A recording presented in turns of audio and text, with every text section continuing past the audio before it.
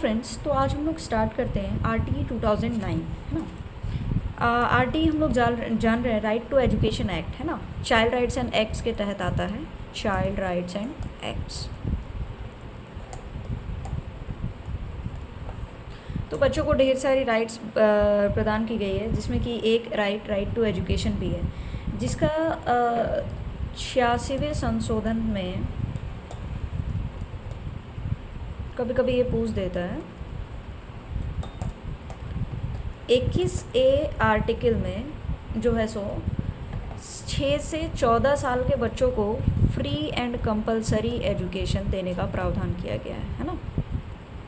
Free and compulsory education.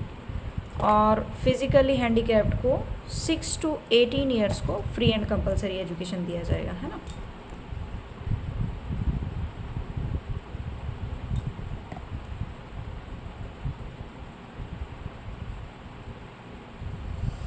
हाँ, ठीक है। अब इसमें क्या क्या चीज़ें हैं वो हमें जानना है। ये कब पेश किया गया? ये राज्यसभा में पेश हुआ 20 जुलाई 2009 को पेश हुआ। और लागू कब से हुआ? 1 अप्रैल 2010 में ये लागू हुआ। सबसे पहले इसको लागू करने वाला जो कंट्री था वो था, फर्स्ट ये हुआ है नॉर्वे में, है ना।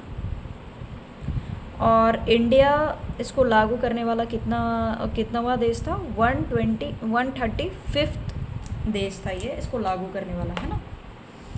इसके अंतर्गत क्या क्या प्रावधान आते हैं, चलिए उसको जानते हैं अब हम लोग।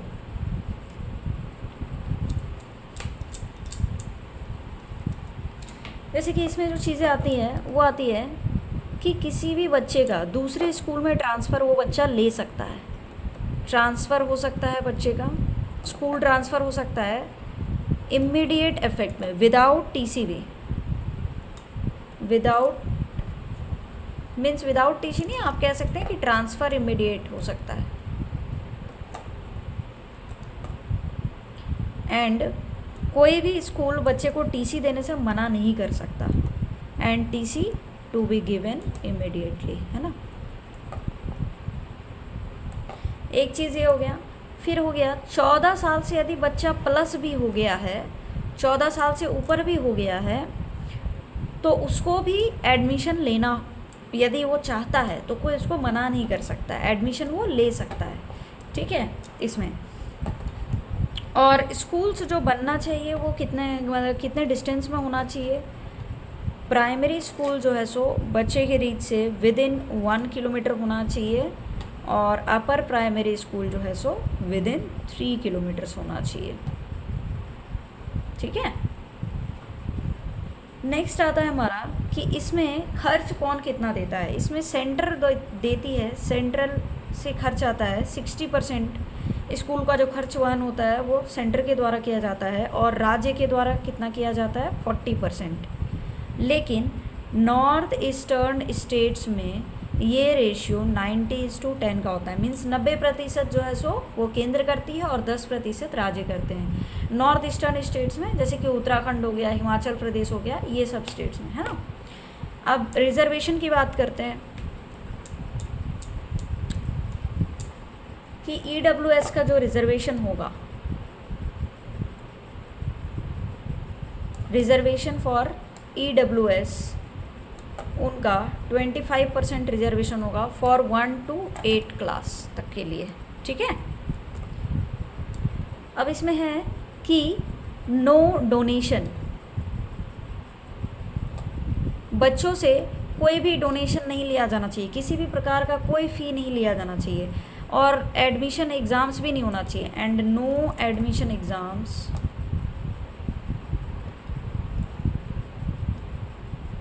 यदि ऐसा होता है, यदि कोई भी डोनेशन लेता है तो पेनल्टी क्या है उसके लिए? 10 टाइम्स है जितना भी वो लिया। और एग्ज़ाम से टेस्ट यदि लेता है, टेस्ट के लिए कोई पैसा लेता है तो उसके लिए 25,000 रुपये देने होंगे, ठीक है।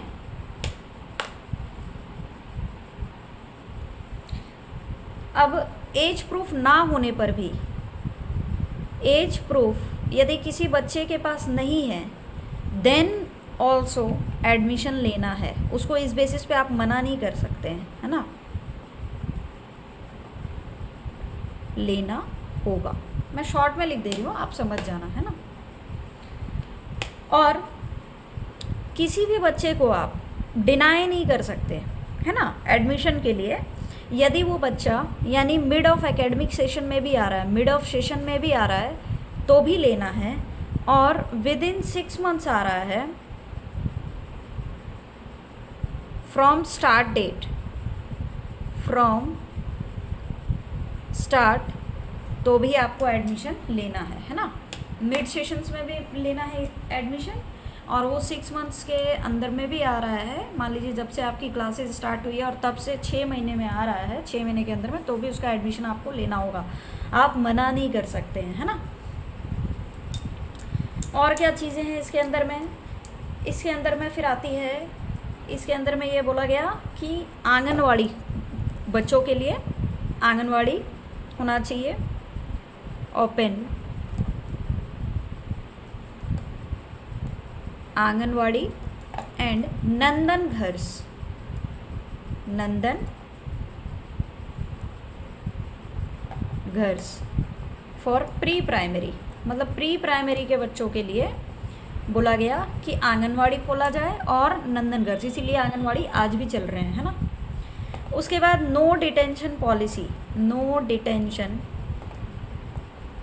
पॉलिसी, दैट इज़ आपको बच्चों को फेल नहीं करना है किसी भी कीमत पे, है ना, फेल नहीं किया जाएगा, ना निकाला जाएगा। टिल 8th क्लास तक आप बच्चों को नहीं निकाल सकते। लेकिन फिर ये अमेंडमेंट हुआ, सुधार हुआ इस बात पे, ठीक है। सुब्रमण्यम कमेटी ने ये सुधार किया,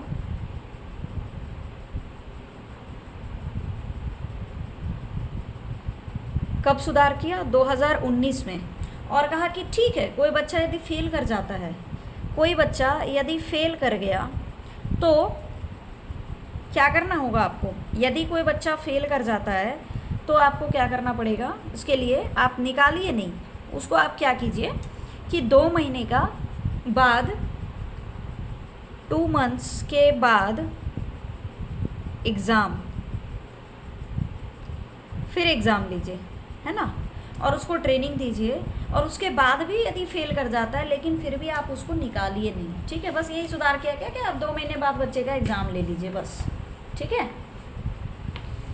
उसके बाद बोला गया कि किसी भी प्रकार का पनिशमेंट या किसी भी प्रकार का हरासमेंट नहीं चलेगा, है ना। जैसे पहले बच्चों को क्या होता था, टीचर गुस्सा हुए मार दिए, है ना, किसी भी बात पे तो मारामारी चल जाता था। लेकिन अब क्या है कि नहीं, आरटीई के आने के बाद हो गया कि नो पनिशमेंट, आप बच्चों को अब पनिश नहीं कर सकते, नो पनिशमेंट, है ना, या हरासमेंट ऑफ एनी काइंड, ये स्ट्रिक्टली प्रोहिबिटेड है, हरासमेंट ऑफ एनी काइंड, किसी भी प्रकार से आप उसको सज़ा नहीं दे सकते।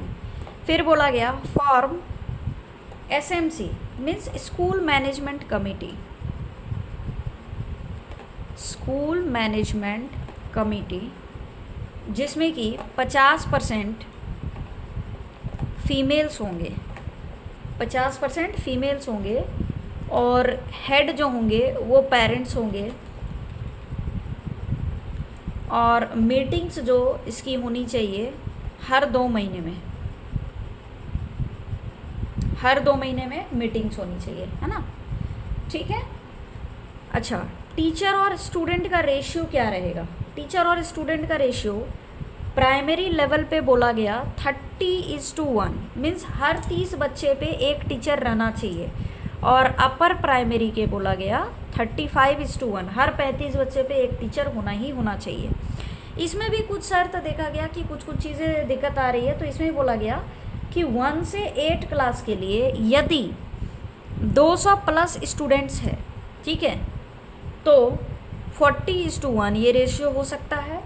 और प्राइमरी पे यदि 150+ है बच्चे, तो एक प्रिंसिपल एंड 5 टीचर रहना चाहिए, है ना। ठीक है। अब जैसे पहले क्या होता था ना कि बच्चों को टीचर्स को बहुत सारी ड्यूटीज़ दे दी जाती थी अलग, मैंने पढ़ाने का काम छोड़ करके और भी बहुत सारे चीज़ दे दिए जाते थे, बहुत सारे कामों में लगा दिया जाता था। लेकिन आरटीई के बाद से हुआ कि टीचर्स को सिर्फ गैर शैक्षणिक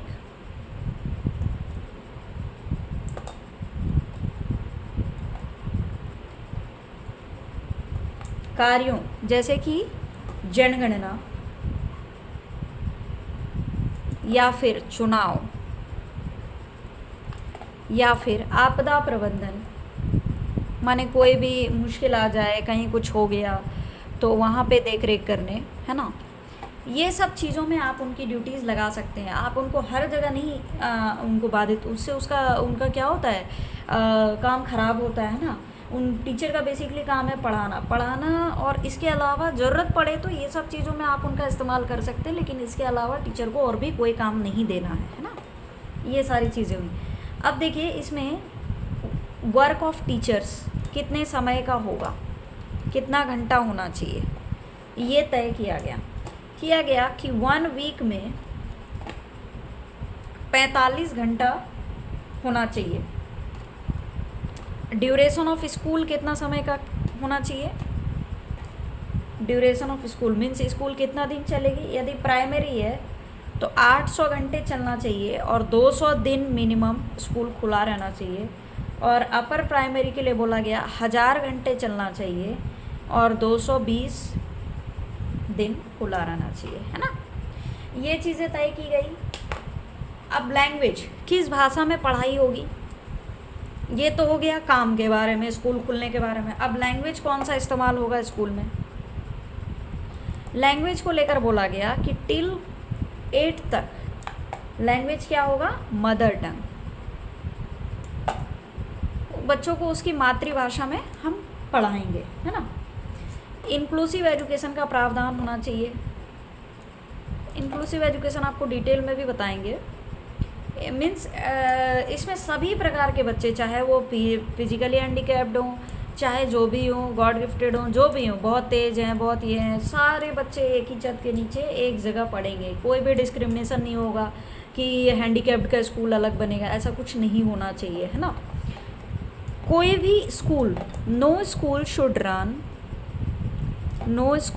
run without government permission, no school should be run without government recognisation, है ना। बिना गवर्नमेंट के रिकॉग्निशन के आप कोई भी स्कूल नहीं चला सकते। यदि आप चलाते हो तो फाइन्स क्या क्या हैं, फाइन्स हैं 1 लाख रुपए, और वार्निंग देने के बाद भी देन अगेन इफ सो तो पर डे 10,000 का फाइन लगेगा, है ना। ये प्रावधान किया गया। उसके बाद बोला गया कि school development and management committee एक बनाई जाएगी, SDMC, school development and management committee, senior secondary के लिए, है ना। उसके बाद बैन ऑन प्राइवेट ट्यूशंस,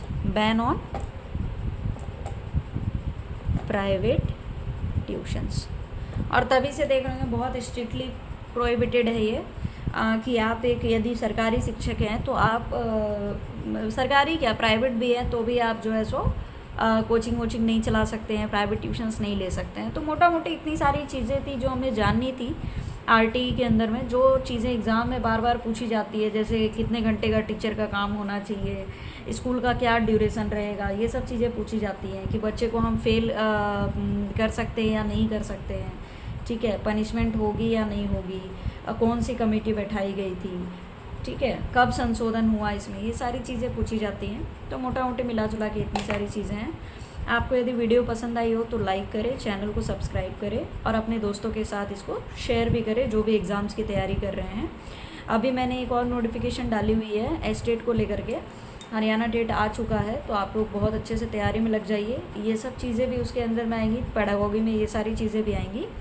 अब मैं नेक्स्ट कवर करूँगी इसमें NEP 2020, जो बहुत ही ज़्यादा इम्पॉर्टेंट टॉपिक है। इसमें ऑलमोस्ट सारा चीज़ मैं कंप्लीट करूँगी, है ना। Thank you so much for watching.